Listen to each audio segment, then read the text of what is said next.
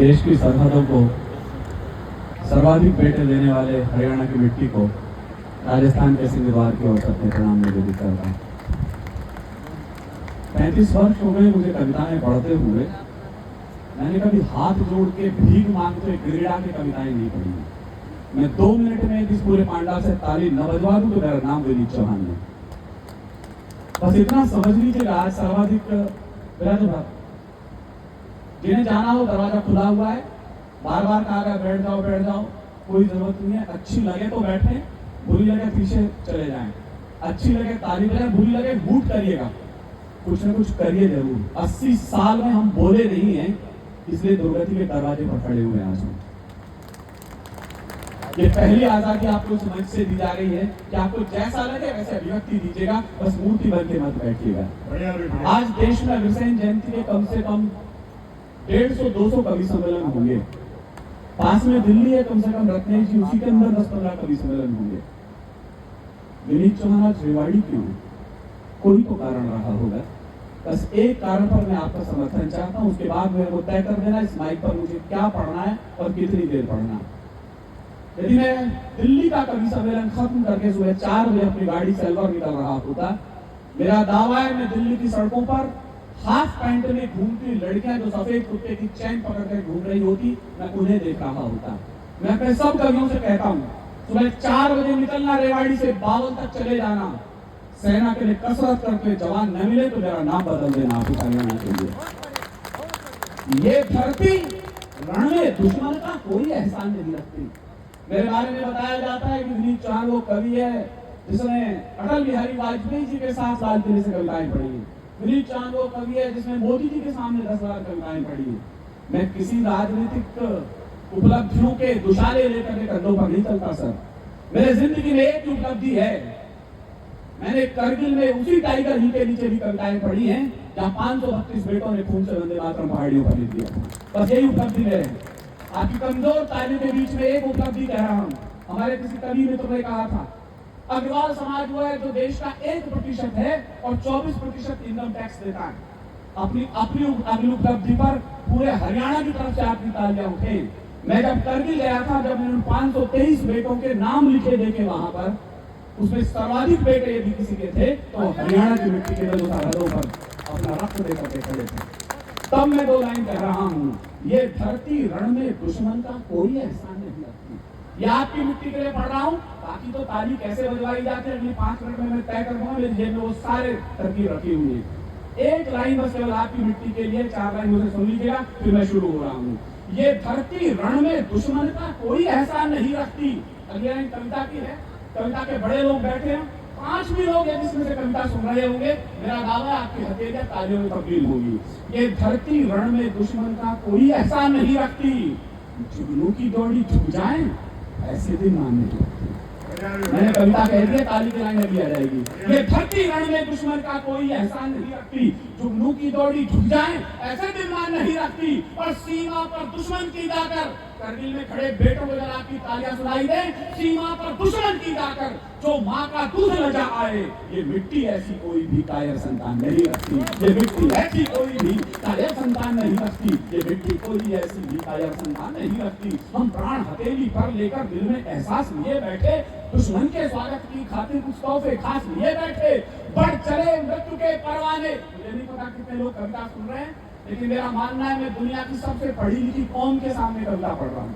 यदि मेरी गलतफहमी भी हो तो इसकी हिफाजत करना। मैंने कहा मैं दुनिया की सबसे पढ़ी लिखी कौम के सामने कविता पढ़ रहा हूँ कि हम प्राण हथेली पर लेकर दिल में एहसास लिए बैठे, दुश्मन के स्वागत की खातिर कुछ तोहफे खास लिए बैठे।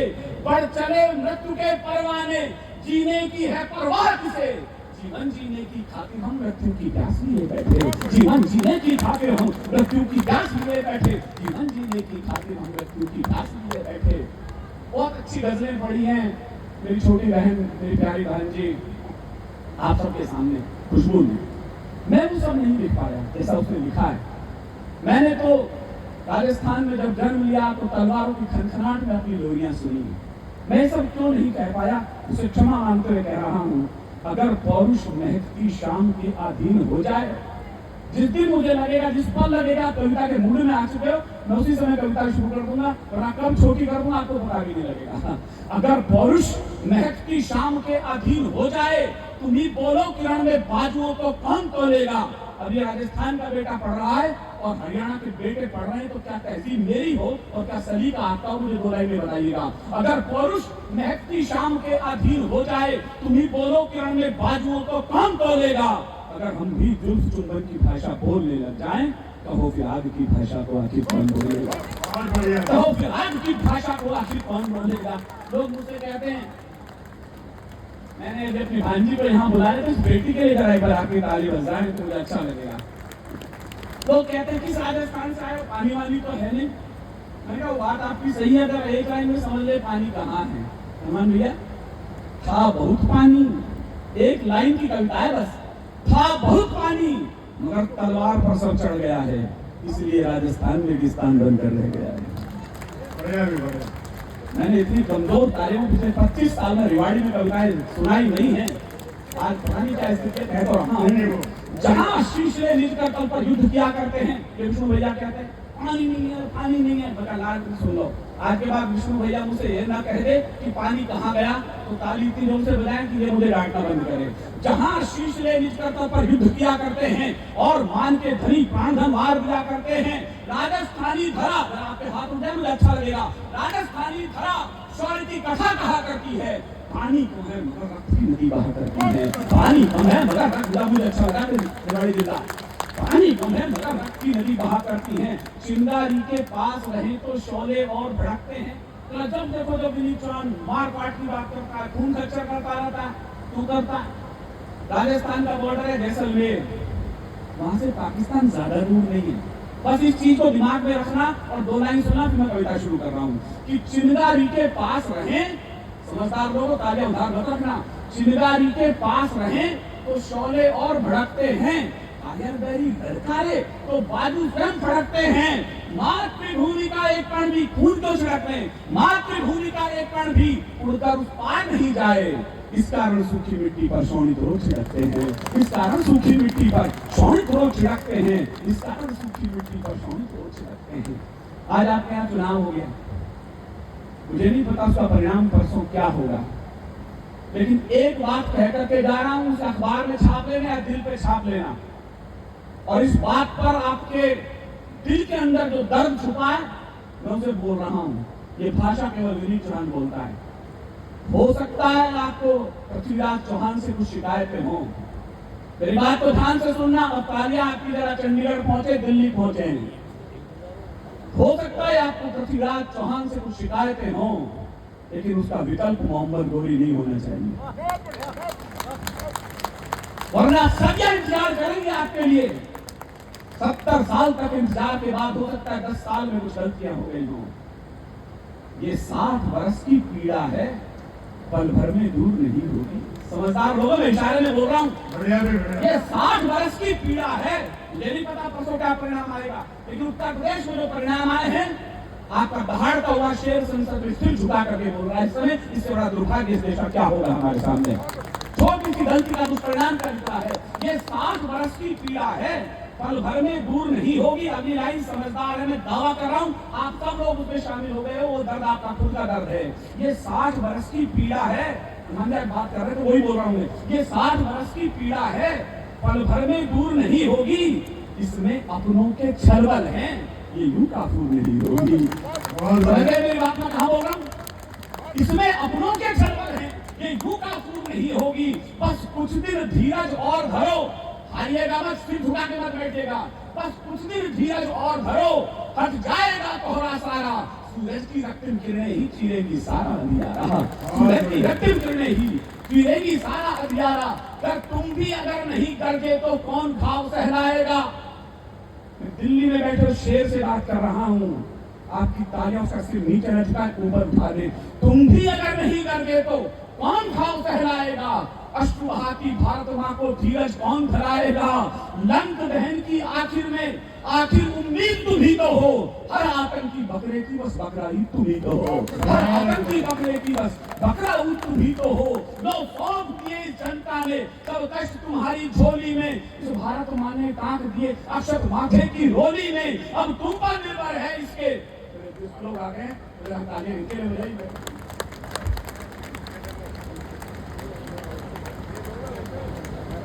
लंक दहन राजा वो माला पहना ले सरदार चढ़वाएगा मेरे ऊपर। मेरे से कह रहा था विनीत भाई बहुत दिन हो गए रेवाड़ी से बावल के रास्ते पर किसी शहीद की मूर्ति नहीं है, मैं क्या कर सकता हूँ, कहना तेरी लगवा दूं तो कैसी रहेगी। सरदार की ऐसी थोड़ी बैठा रखा हमने यहाँ पे, सरदार सरदार है, उनके बारे में भी मैं बात करूंगा। अभी इतने काले कपड़े पहनवा, इतना तो लोटा लेके दिया निकल जाता ना मंडी की तरफ, तो उतना तो तेल वैसे के डाल जाता, जितना पेमेंट मिलेगा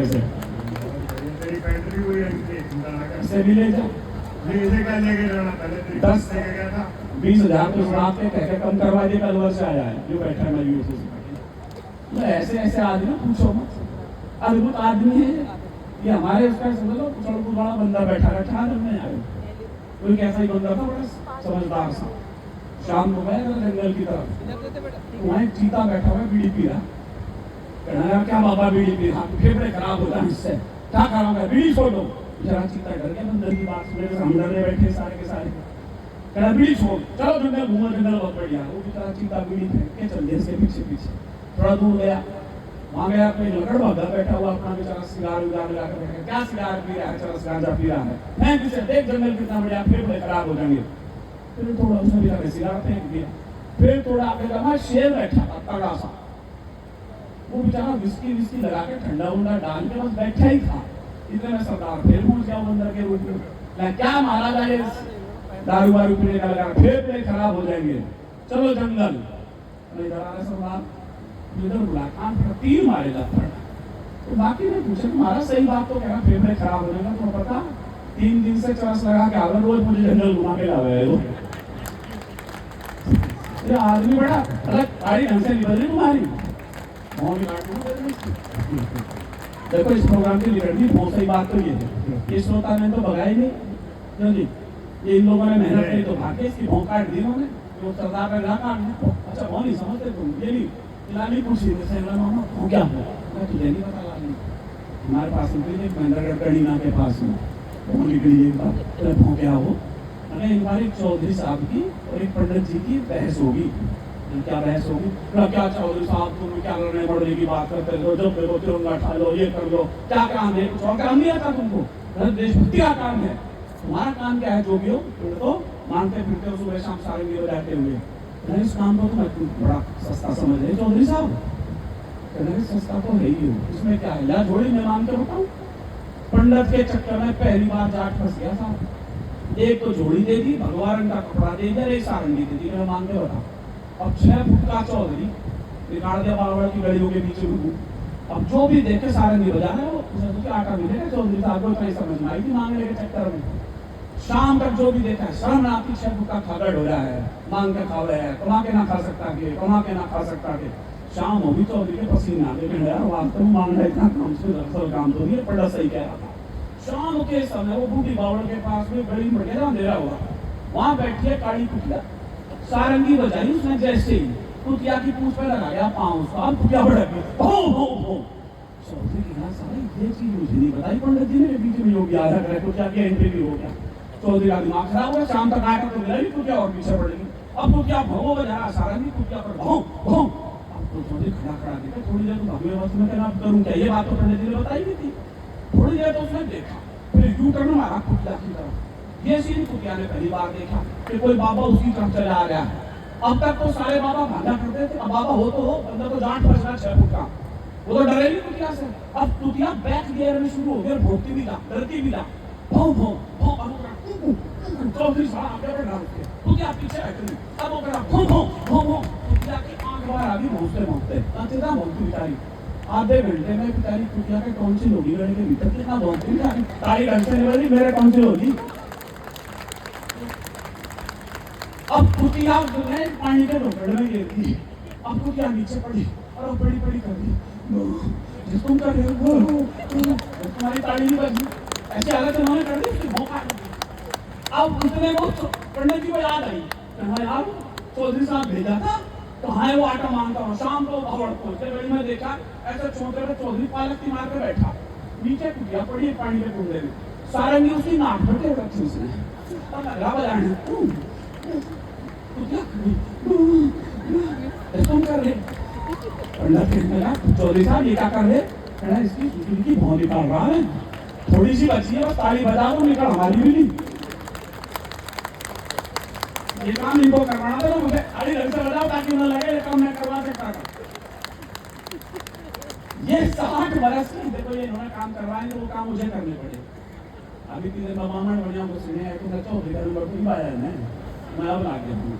ये 60 बरस की पीड़ा, गंभीरता से सुनिएगा, मैं कुछ विषयों पर बात उठा रहा हूँ। ये 60 बरस की पीड़ा है, पल भर में दूर नहीं होगी, इसमें अपनों के छलबल हैं, ये यूं काफूर नहीं होगी। ये इसमें अपनों के छलबल हैं, ये यूं काफूर नहीं होगी। बस कुछ दिन धीरज और धरो, छट जाएगा कोहरा सारा, सूरज की रक्तिम किरणें ही काटेंगी सारा अंधियारा। इस लंक दहन की आखिर में बढ़ती उम्मीद तुम्ही तो हो, इस हर आतंकी बकरे की बस बकरा ईद तुम्ही तो हो।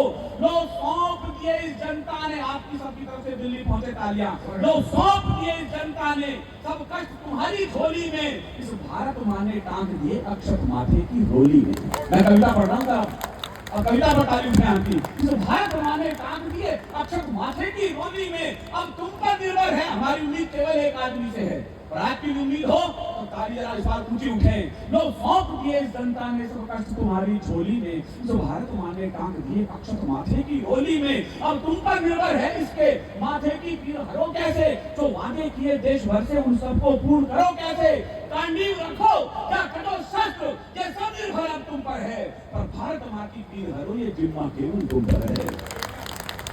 पीछे तक घूमे मेरा साथ में तो, पर भारत माँ की पीर हरो ये जिम्मा केवल तुम पर है, पर भारत माँ की पीर हरो ये जिम्मा केवल तुम पर है।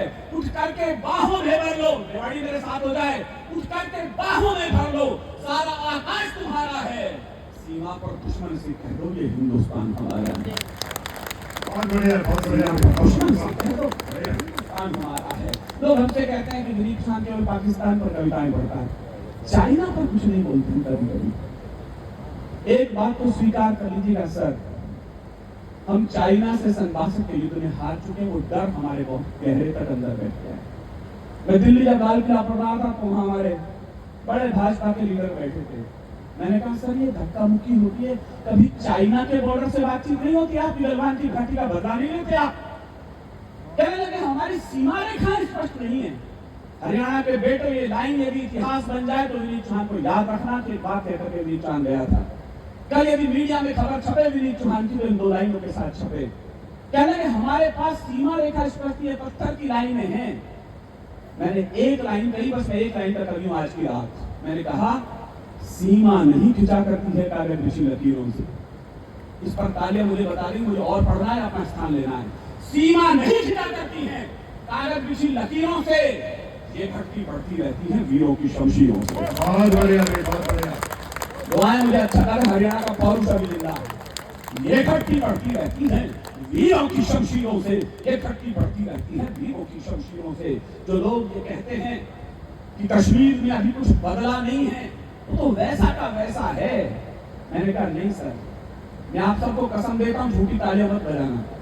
क्या आपने पिछले 15 अगस्त पर कश्मीर के एक एक शिकारे के ऊपर, एक एक नाव के ऊपर तिरंगा फहरता हुआ देख लिया था कि नहीं देख लिया था? ये छोटा परिवर्तन नहीं है सर। आपके राजकुमार जिस लाल चौक पर जाते वहां तो कमांडो के साथ भी ध्वज फहराना मुश्किल होता था। अब यदि उस पूरे के पूरे घंटा घर को तिरंगे की लाइटों से नहला दिया गया है तो छोटा परिवर्तन नहीं है।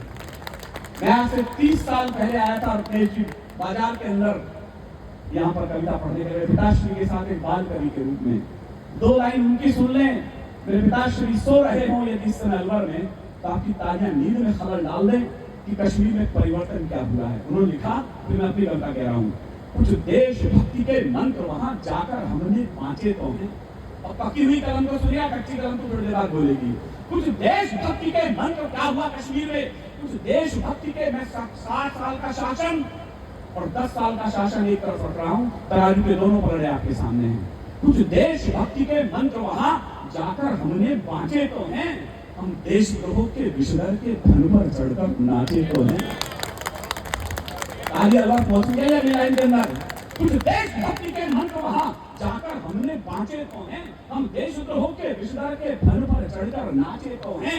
आतंकवाद के अंधड़ को अब मुझे लगे आपकी ताली में चिंगारी उठ जाए, कुछ देशभक्ति के मंत्र वहां जाकर हमने बांचे तो हैं, हम देशद्रोह के विषधर के धन पर चढ़कर नाचे तो हैं। आतंकवाद के अंधड़ को आगे बढ़ ललकारा तो है, धीमा ही सही तमाचा पर उसके मुंह पर मारा तो है। बढ़िया बढ़िया, बहुत शुक्रिया, मुझे अच्छा लगा। अब विनीत चौहान शुरू हो रहा है। लो हमने दुम सीधी कर दी इन आतंकी आकाओं, आपको मैं नया कश्मीर दिखा रहा हूं।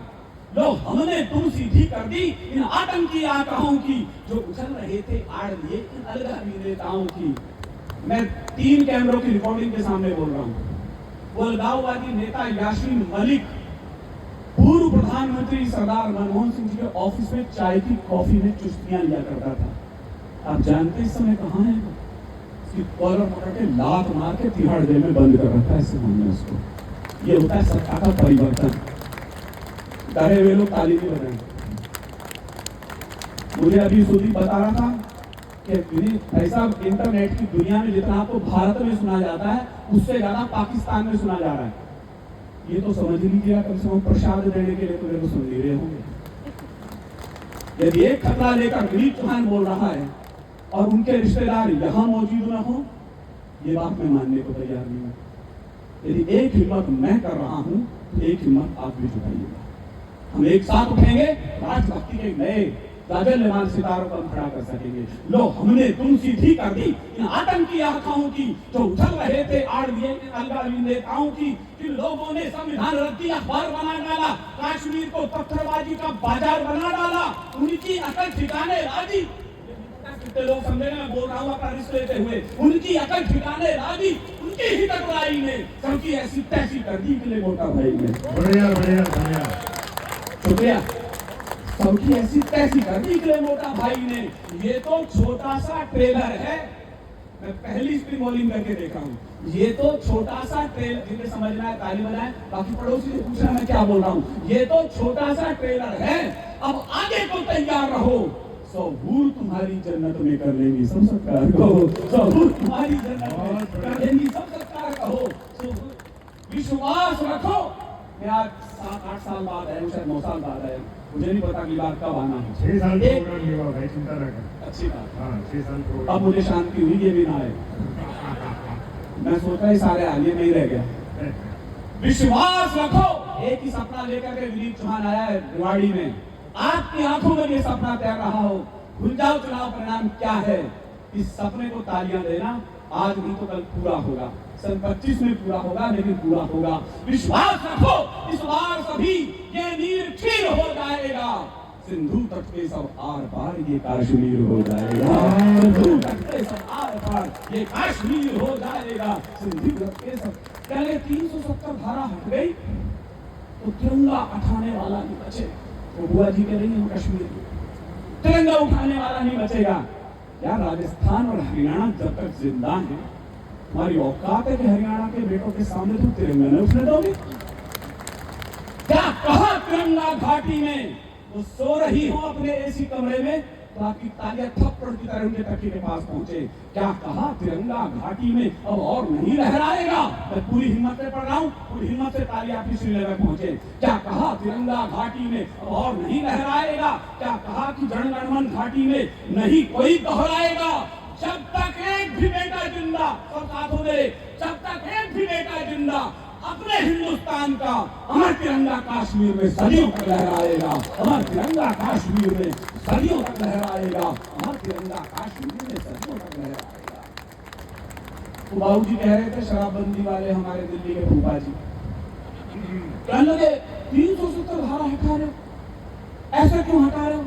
जनमत संग्रह कर लो, जनमत संग्रह कर लो। मैंने कहा फूफा जी, उन आतंकवादी ने हमारी बहनों की कनपट्टी पर गोलियां मार करके जनमत संग्रह नहीं किया था, किसके गोली मारे? संविधान की धाराएं ही पूछी थी उन्होंने। अखबार वालों में एक अभियान लेकर के चलाऊं, आज नहीं तो कल इसे मरवा कर छोड़ूंगा मैं। संविधान की धाराएं खरगोशों के लिए बोली चाहिए, भेड़ियों के लिए कौन सी धारा लगेगी, ये बंदूक की नोक हमारे सैनिकों की तय कर ले।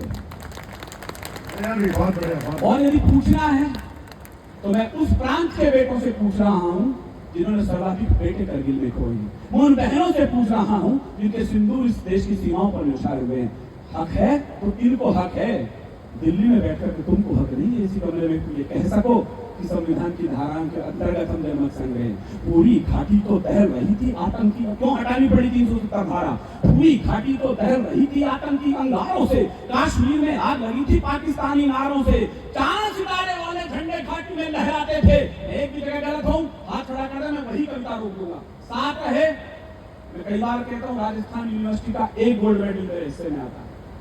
अरुण भैया 100 में से 100 नंबर लेने की मुझे आदत है, मुझे एक भी नंबर कम नहीं देना है। 100% वोटिंग होगी इस बार या 100% तालियां उड़ जाएंगी। आप लक्षित उसमें पता नहीं क्या पढ़ाते हैं कोचिंग सेंटर के अंदर। मैं अपना कोचिंग सेंटर का पहला विद्यार्थी आपको अपनी कॉपियां दिखा रहा हूं, सुनिएगा आप। अरुण भैया आपका विशेष ध्यान चाहता हूं मैं इसका। पूरी घाटी तो दहल रही थी आतंकी अंगारों से, कश्मीर में आग लगी थी पाकिस्तानी नारों से, चांद सितारे वाले झंडे घाटी में लहराते थे और हमारे शीश से रोज रोज झुक जाते थे।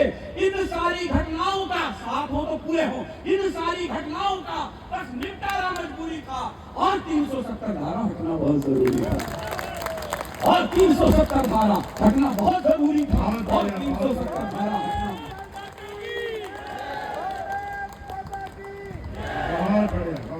मैं दावा कर रहा हूं, आप लोग सरकारी स्कूल में पढ़े होंगे जो भारत माता की जय बोल रहे हो। अगला वाक्य मेरे समझ में आ जाए तो धिक्कार भरी थाली उस यूनिवर्सिटी के दरवाजे पर पहुंचे। यदि दिल्ली की एक विशेष यूनिवर्सिटी के अंदर पढ़ लिए होते तो भारत मेरे टुकड़े होंगे इंशाल्लाह के नारे लगा रहे होते। मुझे इसे सरकारी स्कूल में फटी पैंट में पढ़ने वाले बच्चे अच्छे लगते हैं तो कम से कम देशभक्ति के नारे तो सीख रहे, कम से कम। शुक्रिया आप सभी लोगों। आपने नारे लगा दिए तो जरा फिर ध्यान से सुन ले। भारत तेरे टुकड़े होंगे इंशाअल्लाह, इंशाअल्लाह। घर घर से अफजल निकलेगा। अभी चौहान रंग में आ चुका है तो जरा सुन लिए थोड़ी देर के लिए। घर घर से अफजल निकलेगा, घर घर से अफजल निकलेगा। निकम्मा यदि घर घर से अफजल निकलेगा तो क्या घर घर से भगत सिंह पैदा नहीं हो जाएंगे इस देश के अंदर? बहुत बढ़िया, बहुत बढ़िया। जिसके गायन से माता की परतंत्र रेडियां टूट गए। क्या पढ़ना था, मैं क्या पढ़ रहा हूँ मुझे खुद नहीं पता इस समय। वो कहता है दक्षिण में बैठा हुआ मेरी गर्दन पे भी छुरी रख दो तो मैं भारत माता की जय न बोलूंगा। निगम में हम गर्दन पे क्यों रखेंगे, तेरे खुद गर्दन के आर पार न कर देंगे, जिस दिन व्यवस्था हो जाएगी। जिसके गायन से माता की परतंत्र बेड़ियां टूट गई, जिसकी स्वर लहरी सुनने को स्वर सीढ़ियां छूट गई, उस मक्का को वही की दिल भर भी रास नहीं आया। दारों को लगता शायद माता का दूध नहीं आया, मक्कारों को लगता शायद।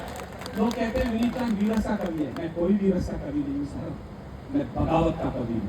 मैं एक भी बागी भीड़ में तैयार कर दूं तो मेरा कहना सार्थक है, आपका सुनना सार्थक है। मैं अपनी लाइन रिपीट कर रहा हूं। जो चले गए यह देश छोड़ उनसे न शिकायत कभी हमें। 47 का विभाजन, बुजुर्ग लोग बैठे मजहब की दीवार पर खड़ा था सर। जिन लोगों को मजहब प्यारा था वो पाकिस्तान चले गए थे। हमें कोई हक नहीं हम उनसे जाकर कहे कि तुम भारत माता की जय बोलो। लेकिन जो निकम्मे यहाँ रह गए थे उन्होंने तो तय कर लिया था कि हम मजहब को बड़ा नहीं मानेंगे, हिंदुस्तान को बड़ा मानेंगे। ये बात तो 47 में तय हो चुकी थी। आज इन निकम्मों की भाषा क्यों बदल रही है, ये मेरे गुस्से का कारण है। बस तर्क पर आपकी रहने चाहिए। जो चले गए यह देश छोड़ उनसे न शिकायत कभी हमें। पर तुम, मेरा नाम विनीत चौहान है। मैं 2 लाइन में विनीत हो रहा हूँ और अगली 2 लाइन में चौहानी केवल समझ में आ जाए। मुझे अच्छा लगेगा कि हरियाणा मुझे भी भूला नहीं है सुनने वाले विनीत चौहान को। जो चले गए यह देश छोड़ उनसे न शिकायत कभी हमें। मैं विनीत हो रहा हूँ। जो चले गए यह देश छोड़ उनसे न शिकायत कभी हमें। पर तुमने इसको वतन कहा इसलिए मोहब्बत। मेरी विनम्रता देखिए, आप गुस्सा देखिए। तो चले गए यह देश छोड़ उनसे न शिकायत कभी हमें। पर तुमने इसको वतन कहा इसलिए मोहब्बत अभी हमें। वरना इस घटना पर हमको, अब मुझे गुस्सा चाहिए आपका, वरना इस घटना पर तुमको हम बांट छांट भी सकते थे। तो भारत की जय भाग सकी वो जीव काट भी सकते थे। बढ़िया बढ़िया बढ़िया, बहुत बहुत। जो भारत की जय गा न सकी वो जीत गांठ भी सकते थे। अच्छा होता तुम बन हमीद माता का कद झुका देते, इस राष्ट्रदेव के चरणों में तुम अपना शीश। बढ़िया मैंने मंच के संचालक को यहाँ बुला लिया तो पूरा अग्रवाल समाज मेरे यहाँ मैं उनकी तरफ से आप सबको प्रणाम कर रहा हूँ, मेरे विनम्र प्रणाम स्वीकार करें। जो चले गए यह देश छोड़ उनसे न शिकायत कभी हमें, और तूने इसको कहा इसलिए मोहब्बत अभी हमें, वरना इस घटना पर तुमको हम बांट छांट भी सकते थे। जो भारत की जय गा न सकी वो जीव काट भी सकते थे। अच्छा होता तुम बन हमीद, हमारी विनम्रता फिर देखें, अच्छा होता तुम बन हमीद माता का कर चुका देते, इस राष्ट्रदेव के चरणों में तुम अपना शीश चढ़ा देते। हम भी चाहते हैं मरे अगर धरती की गोदी नहीं मिले, 100 बार स्वर्ग छिन जाए मगर माता की गोदी नहीं मिले। बहुत बढ़िया बहुत बढ़िया। देखो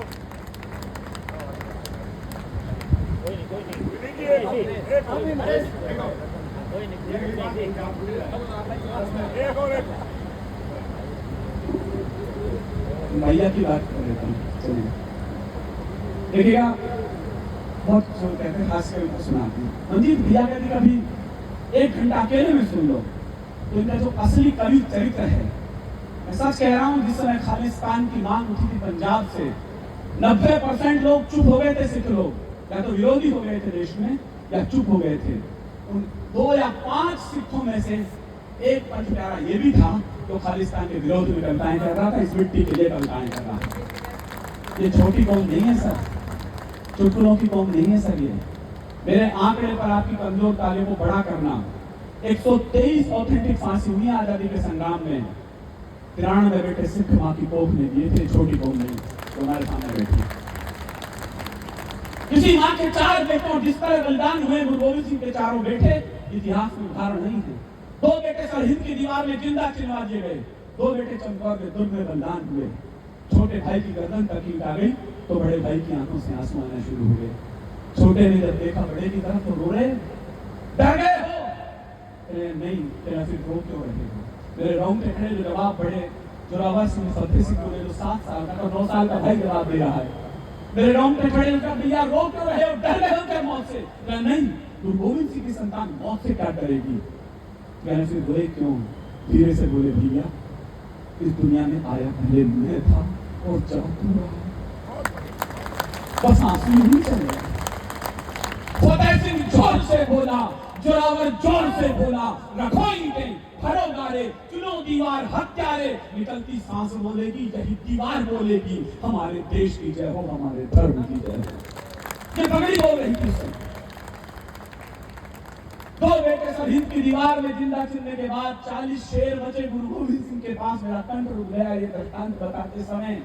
गुरु गोविंद सिंह के पास 2 बच्चे बचे अपने खुद के, अजीत सिंह और जुझार सिंह। जठा अजीत सिंह को तिलक निकाला, घोड़े पर विदा किया।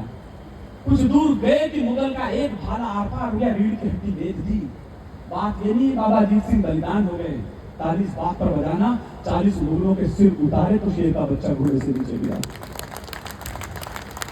अंतिम बेटा बेटा जुझार सिंह, उसे भी तिलक निकाला। थोड़ी दूर गया, वापस लौट आया। गुरु गोविंद जी समझ गए कि किले की दीवार फुकड़ा तो जब भैया के फल आर पार हो रहा था। बच्चा छोटा है, 12 साल का, डर गया। धीरे से पूछा, कैसे वापस आ गए? तेरा पिताश्री पानी पिला दो, प्यास लगी है। गुरु गोविंद सिंह गरजते हुए बोले, शर्म नहीं आती? रण क्षेत्र में खड़े हो, शत्रु के लहू से प्यास क्यों नहीं बुझा लेते? 4 बेटे बलिदान हो गए। गुरु मां तक सूचना पहुंच गई। गुरु मां ने पल्लू फैला दिया गुरु गोविंद सिंह के सामने, चले मेरे 4 बेटे लौटाओ। गुरु गोविंद सिंह ने कहा, वो तो बलिदान हो गए, फिर मुझे मरने की अनुमति दो, मेरी कोख खाली हो गई है, मैं जीऊं तो जीऊं किसके लिए? गुरु गोविंद सिंह का आत्महत्या का कोई प्रावधान गुरु ग्रंथ के अंदर लिखा नहीं है, फिर मैं जीऊं किसके लिए? मत बजाना विनीत चौहान की कविता पर तालियां। आपको एक शुभ सूचना दे रहा हूं, चंडीगढ़ के एयरपोर्ट का नाम बदलकर शहीद भगत सिंह एयरपोर्ट किया जा चुका है। और विनीत चौहान मेरे बड़े भाई मंजीत सिंह की उपस्थिति में एक घोषणा कर रहा है, जिस दिन तक ये लाइन उस एयरपोर्ट पर नहीं लिख जाएगी तब तक विनीत चौहान इस कविता को पढ़ता रहेगा जो मैं अब पढ़ रहा हूँ। जब उसने कहा, गुरु मां ने मेरे 4 बेटे लौटाओ, गुरु गोविंद सिंह ने एक बात कही और मां को विराम कर दिया, निरुत्तर कर दिया। आकाश में कहीं वो चारों बेटे हों जो सच्चे बाल अधिकारी हैं, बालक दिवस के अधिकारी हैं। आज स्टैंप पर गुलाब लगाकर किस किस के लिए बाल दिवस मनाती है? बाल दिवस मनाना था तो इन चारों बेटों के लिए मनना चाहिए था। जब मां ने कहा चारों बेटे रखाओ तो गुरु गोविंद ने एक ही बात कही, खाली बजे तो उनके लिए बचे, देश धर्म के वास्ते वार दिए सुचार। भैया मेरे पास इससे अच्छी लाइन जो मैं आज आपको कह सकूं, देश धर्म के वास्ते वार दिए सुचार। अरे चार मरे तो क्या हुआ, ये जीवित कई हजार। चार मरे तो क्या हुआ, ये जीवित कई हजार। तब मेरी कहानी ने लिखा, ये कौम शीश देकर जमी, ये कौम शीश की दानी है, ये अमृत छक्कर बड़ी हुई, ये कौम बड़ी अभिमानी है। अब जो भी ताली बजे सरदार मंजीत सिंह को सिखों की बड़ी कौम का नुमाइंदा मान करके बजे, मेरी चांद तो आते और चले जाते हैं। ये कौम शीश देकर जमी, ये कौम शीश की दानी है, ये अमृत छक्कर बड़ी हुई, ये कौम बड़ी अभिमानी है। जब जब हम पर संकट आए, इस पगड़ी ने बलिदान दिया, गुरुओं ने मस्तक चढ़ा दिए, अपने प्राणों का दान दिया। कुछ को आरे से चिरवाया, कुछ थे रुई से जलवाए, कुछ सूली ऊपर टांग दिए, कुछ दीवारों में तिलवाए। वो गर्म तवे पर चढ़े मगर मुझे मिला करे, वो गर्म तवे पर चढ़े मगर निज सत्य पंथ से डिगे नहीं, उल्टा उल्टा कर गए मगर मुगलों के आगे झुके नहीं, उल्टा।